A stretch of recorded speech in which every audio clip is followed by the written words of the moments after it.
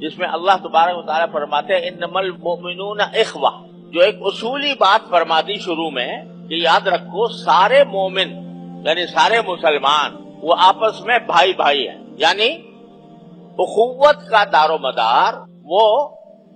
عصبیت پر نہیں ہے کہ فلاں میرے قبیلے سے تعلق رکھتا ہے لہذا وہ میرا ہے، فلاں میرے وطن سے تعلق رکھتا ہے لہذا وہ میرا ہے، اور جو دوسرے وطن سے رکھتا ہے وہ دوسرا ہے، جو میری زبان بولتا ہے وہ میرا ہے، اور جو میری زبان کے علاوہ کوئی اور زبان بولتا ہے وہ غیر ہے۔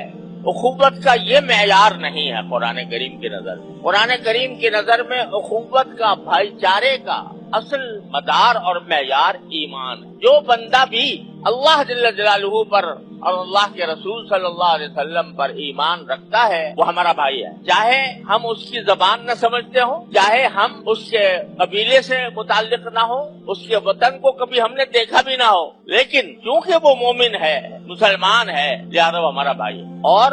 اس اخوت کا نبی کریم سرورت عالم صلی اللہ علیہ وسلم نے ایک اور حدیث میں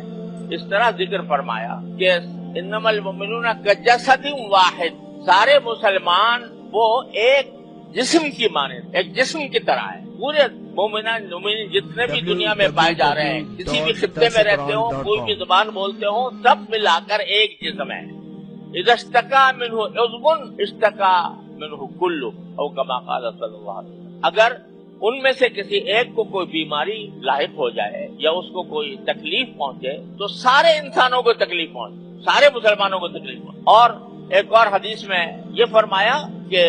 مسلمان ایک جسم کی طرح ہیں، اگر جسم کے کسی ایک حصے میں تکلیف ہو، درد ہو، تو پورا جسم بے چین ہو جاتا ہے، رات کو اس کو نیند نہیں آتی، بخار چڑھ جاتا ہے، اس وجہ سے کہ اس کی ایک عضو کا تکلیف۔ لہذا مومنین کے درمیان، مسلمانوں کے درمیان سب سے پہلی بات جسے کبھی نہیں بھولنا چاہیے کہ جو بھی دوسرا مسلمان ہے وہ میرا بھائی۔ اب ہم الحمدللہ ایک ایسے ملک میں رہتے ہیں جہاں مسلمان اکثریت میں ہیں، اور